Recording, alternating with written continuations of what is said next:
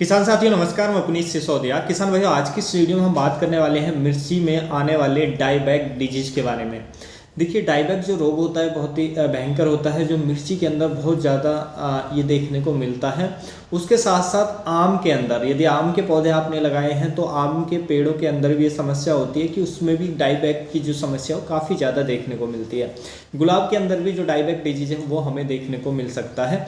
तो और भी कई फसलों में जो डाईबैक डिजीज की समस्या देखने को मिलती है, लेकिन जो मिर्च की फसल है इसके लिए मोस्ट सेंसिटिव होती है, उसमें सबसे ज़्यादा ये जो समस्या है वो देखने को मिलती है। तो मिर्च की खेती करते हैं तो आज की इस वीडियो में डाईबैक के बारे में डिटेल में समझेंगे।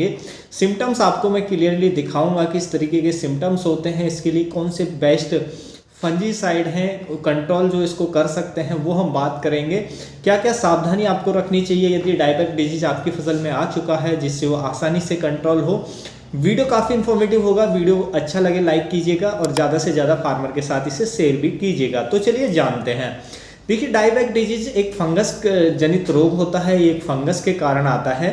इसके लिए जो यदि हम फेवरेबल कंडीशन की बात करें तो इसके लिए जो फेवरेबल वेदर होता है, कंडीशन होती है, वो होती है जब ह्यूमिडिटी हाई होती है।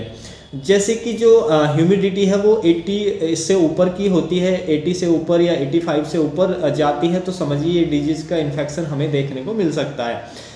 तो 80 या 80 से ऊपर जो ह्यूमिडिटी जाती है तो उसका अटैक हो सकता है। टेम्परेचर की बात करें तो 28 से 30 डिग्री सेल्सियस का टेम्परेचर हो या उससे ऊपर का टेम्परेचर हो तो इसमें काफ़ी ज़्यादा अटैक हमारी फसलों पर करता है। और हाई ह्यूमिडिटी में, जैसा कि अभी 28-30 डिग्री के आसपास जो टेम्परेचर है दिन का वो देखने को मिल रहा है, उसके साथ साथ ड्यू के कारण जो ह्यूमिडिटी है वो काफ़ी हाई रहती है, क्योंकि नाइट में ड्यू पड़ती है तो जो ह्यूमिडिटी है वो भी काफ़ी ज़्यादा होती है।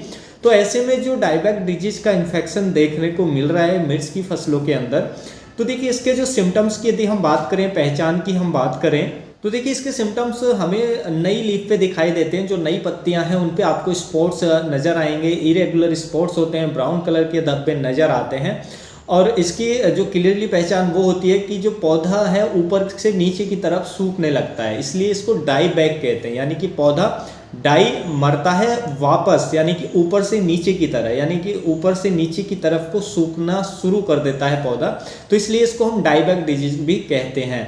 तो ये इसका क्लियरली सिम्टम्स होता है। जैसे कि आप इस प्लांट पे देख रहे हैं कि ये मिर्ची का प्लांट है, इसमें आप देख सकते हैं कि पौधा की जो टहनियाँ हैं ऊपर से ड्राई होने लगी हैं, सूखने लगी हैं, यानी कि फंगस का इन्फेक्शन ऊपर से नीचे की तरफ बढ़ता है।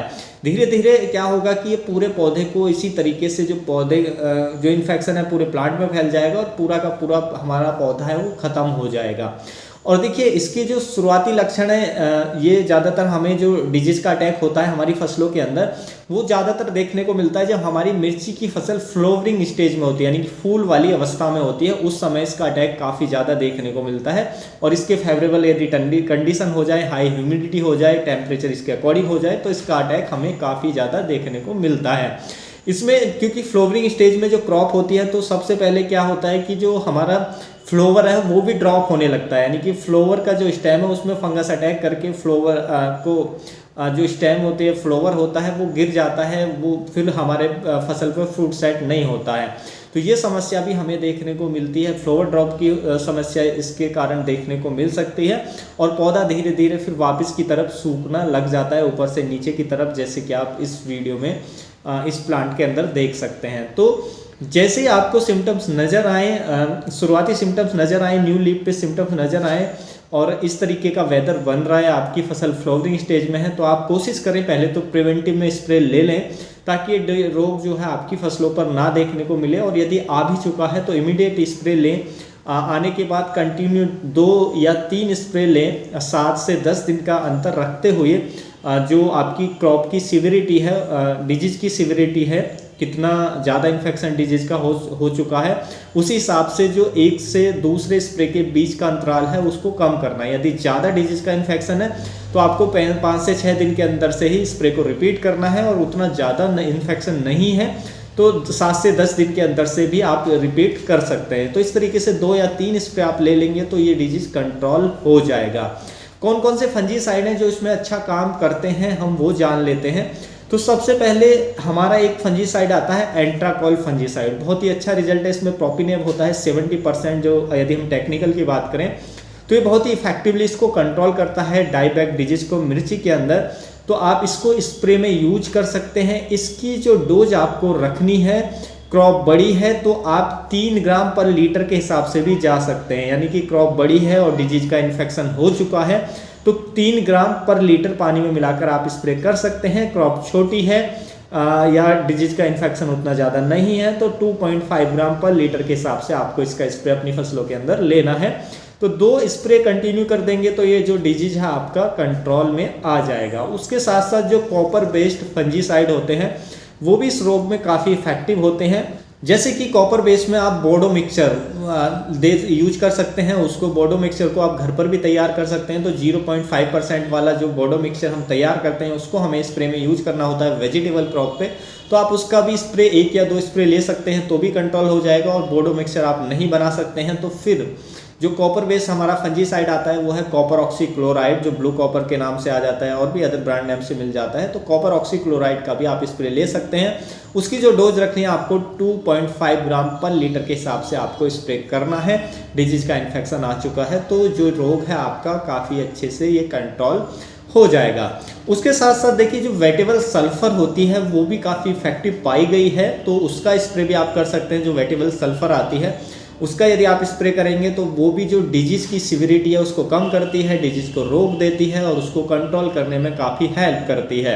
तो सल्फर का स्प्रे भी काफ़ी बेनिफिशियल रहेगा। और क्योंकि अभी सर्दियों का मौसम चल रहा है, सर्दियां स्टार्ट हो रही हैं, काफ़ी आने वाले दिनों में जो टेम्परेचर और भी डाउन जाएगा तो ऐसे में जो पौधा है हमारा ठंड की वजह से स्ट्रेस में भी जाएगा। तो आप सल्फर का जो स्प्रे करेंगे तो वो आपके पौधे को जो ठंड का जो स्ट्रेस है उससे भी बाहर निकालने में हेल्प करेगा, यानी कि सर्दी से बचाने में भी आपके पौधे को हेल्प करेगा। तो सर्दी में सल्फर का स्प्रे बहुत ही बेहतर रहेगा। उसके साथ साथ सल्फर आपकी फसलों पर माइट्स को भी कंट्रोल करता है, क्योंकि मिर्ची में माइट्स का अटैक काफ़ी ज़्यादा होता है तो माइट्स को भी कंट्रोल करने में इफेक्टिव है। उसके साथ साथ सल्फर का स्प्रे आप लेते हैं तो आपकी फसल की क्वालिटी और उपज को बढ़ाने में भी हेल्प करता है। तो सल्फर का यूज भी काफ़ी अच्छा रहेगा। बीच बीच में आप सल्फर का उपयोग करते रहें, स्प्रे करते रहें।